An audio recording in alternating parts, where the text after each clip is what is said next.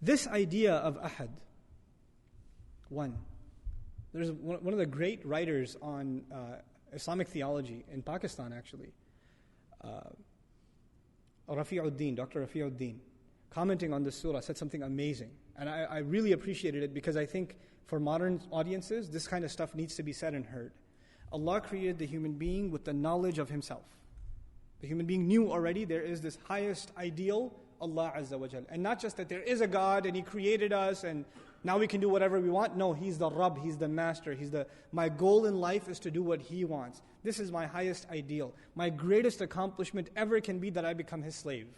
That would be the greatest honor I can have. The Messenger of Allah sallallahu alaihi wasallam, his greatest honor, Subhanalladhi asra bi abdihi. He becomes abd of Allah. The slave of Allah is a great honor. That's the goal in life. And Allah pre-programmed that goal inside every single human being. But if you lose sight of that goal, it is like this, you have this thirst, this hunger inside you to fulfill that goal. Allah created you with that. But when your appetite is not filled with healthy food, what do you fill it with? If you don't get the right meal, are you going to say, I'm not going to eat at all? No.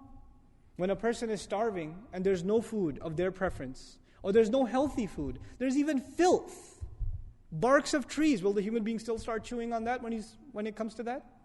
They will. When you lose sight of Allah Azza wa Jal, and that no longer is your goal, then necessarily you will find a replacement. Necessarily. It is necessary to have something you aspire towards. That is the mission of your life. So the one who has found Allah, what happens to them? Inna salati wa nusuki wa mahyaya wa mamati lillahi rabbil alameen. It's very simple for them.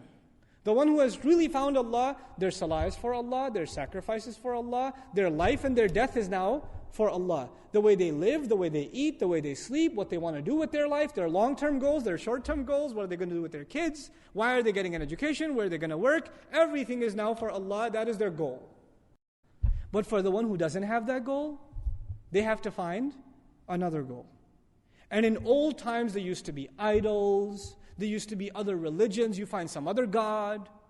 But in our times it's become far more pathetic. Far more pathetic. Now you have someone who's obsessed with their body and they're working out 18 hours a day. And their only goal in life is to just keep getting buffer and buffer. It's the only goal. Take steroid and look sharp, stay on top, keep in shape. Or there's this goal they set with their trainer. I got to do this many reps, or I got to do this many push-ups, or I got to get bench press this many pounds, etc. That's their goal. That has become their ilah. For a person that their life has become about money. Have you met people? They cannot talk about anything except their work. They can't. Yeah, I work at this company, I do this. And the moment they lose their job, they become suicidal. Because that's all they ever thought about. That's all they ever did with their life. That's all they ever did. That becomes their goal. For some people, it's their children. They live for their children. They do everything for their children. Day and night they think about their children. There is no other thought running in their mind. There is no other goal before them than their children. That is all they run after. When you don't find Him, you will find something else. You will find something else, and you will run after it. And you will give your life to it. And there is no exception among human beings. And today it could be even a slacker. And you could ask me, what about a slacker? You know those kids that play 20 hours of video games a day and don't get off the couch? Well, what is their goal? It is to entertain themselves. It is to fry their brain cells behind a screen. That is their ultimate goal. That is what they want to reach. And they're working hard to attain it every day. Right? That's what it becomes.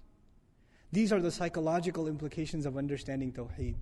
It is easy to say Allah is one. But is He one in my life?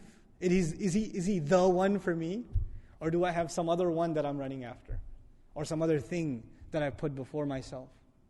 Allah asked this question rhetorically. He says, مَا غَرَّكَ رَبِّكَ الْكَرِيمِ. What deluded you from your gracious Master? What was so important to you that you ran after, that you couldn't come after this? Subhanallah. Subhanallah. So when He uses this word, Huwallahu Ahad, its psychological implications, its implications on our attitude towards Allah, and how we think about our life completely changes. Now there is nothing more important to me than making Him happy. Nothing more important to me.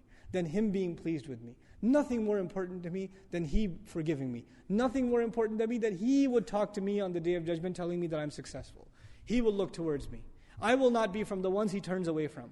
وَلَا يُكَلِّمُهُمُ اللَّهُ يَوْمَ الْقِيَامَةِ. Allah will not talk to them on the Day of Judgment. May Allah not make us from those people. These are some of the psychological implications of just internalizing ahad.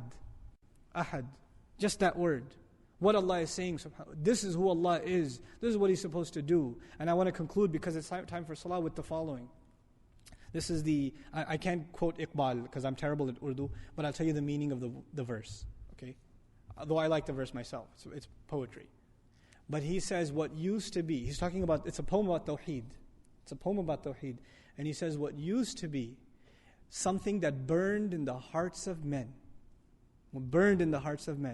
is now a subject of abstract philosophical debate. That's what he says. Now what is Tawheed to us today?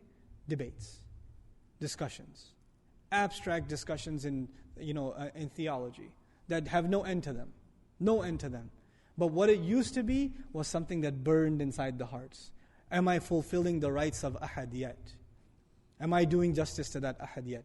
May Allah make us of the people of Tawheed. May Allah give us in our hearts what burned, the likes of which burned in the heart of Ibrahim alayhi salam and the Messenger of Allah and the Sahaba radiallahu anhum ajma'een. We'll continue the dars on Surah Al-Ikhlas.